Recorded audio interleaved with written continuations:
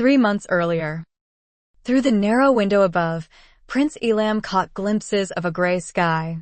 As the storm intensified, cold raindrops pounded against his skin, awakening a fierce yearning for home that he'd never felt before.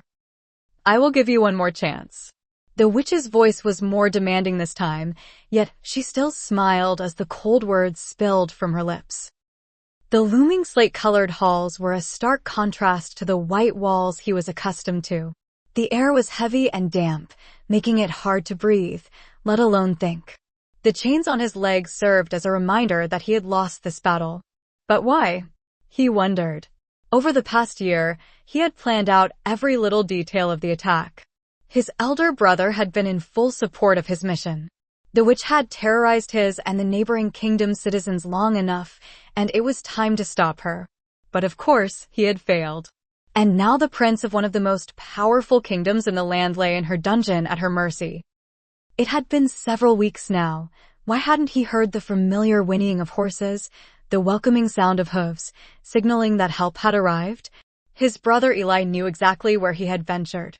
He was sure by now that Eli would have alerted his father. Why hadn't he gathered an army to storm the witch's castle?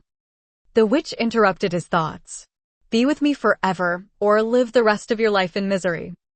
The witch's gaunt face and silvery gray hair gave away her age. The hem of her sleek black dress touched the floor as she effortlessly glided across. The decorative green bracelet on his wrist glowed whenever she spoke. There had to be a connection. He removed it and threw it across the room.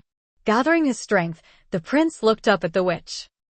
"The evil that you spew, showing no restraint, will be your downfall. How dare you curse me?" She was no longer smiling. "Enough," she exclaimed as she suddenly started to chant. As she spoke, her voice sounded like explosions in his ears. He covered them, hoping to ease the pain. This short measure of relief was interrupted by severe pain as his body started to contort in ways it shouldn't.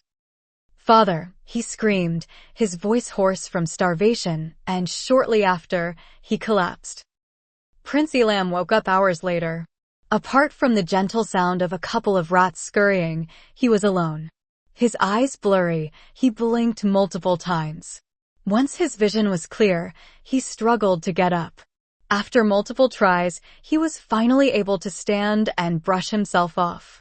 He looked at his hands and gasped. His bright mahogany skin was now moss green, covered in patches of black.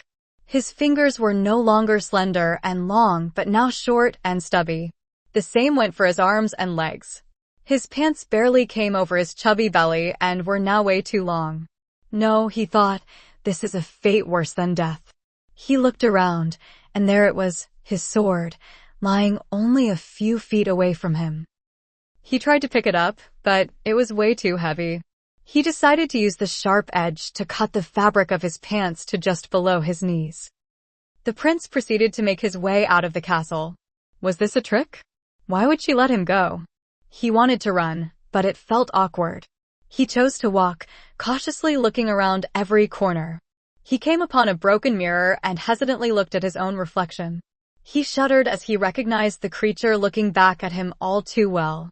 The witch had turned him into one of the most hideous creatures known to mankind, a troll. He finally emerged from the castle. The air was dank, the smell of a nearby swamp filling the air. His horse whinnied when he came near, rearing back and throwing its hooves in the air. That's right, he wouldn't recognize me, Elam thought. Leaving behind his horse and sword, he trekked into the forest. He finally reached the castle that he knew as home. He would have some explaining to do, but his father would understand and find a solution to his dilemma. The guards stood at the gate. He started to quicken his pace. He knew the guards by name as he was their commander-in-chief. "Lee," he called out, but instead he heard, "Free Golduff." The prince's eyes widened in disbelief. The guards looked at each other, and both yelled, "Trolls." The prince backed away. No, he was aware of his father's command to kill any troll that came near the castle on sight. He now knew that he had no way of communicating with them. There was no explaining if they could not understand what he was saying. The more he thought about it, the more he knew that his father, even if he understood the events leading up to the transformation, would never accept him in this state. At that moment he realized that he could never go back. There was no way he would be able to outrun the guards. He had to hide under the cover of low branches. He started to pick up the pace, going deeper into the forest. The higher branches masked the light of the moon, while the lower ones hit him in the face. He knew that trolls were camouflaged by the foliage, so at least he had that on his side. His breathing was loud, almost too loud. Would it give him away? The dead leaves rustled behind him. He had ridden during the night numerous times, but that was always on a horse. Never had he veered off the path. Just as he could hear the footsteps of the guards getting closer, a branch smacked him in the face, causing him to fall down an embankment. He tumbled fiercely until he reached the bottom. The only sound was a thump as he hit his head on a rock.